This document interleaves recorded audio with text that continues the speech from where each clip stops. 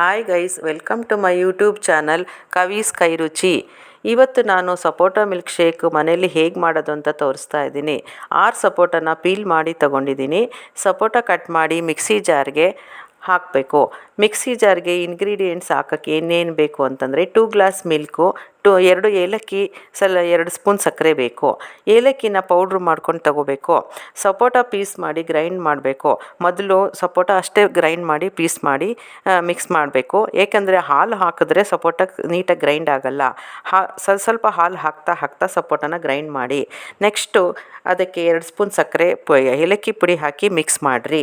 ಇದನ್ನು ಫ್ರಿಜ್ನಲ್ಲಿಟ್ಟು ಚಿಲ್ಲಾಗಿ ಸರ್ವ್ ಮಾಡಿರಿ. 6 ಸಪೋಟದಿಂದ 4 glass milk shake ಆಗುತ್ತೆ.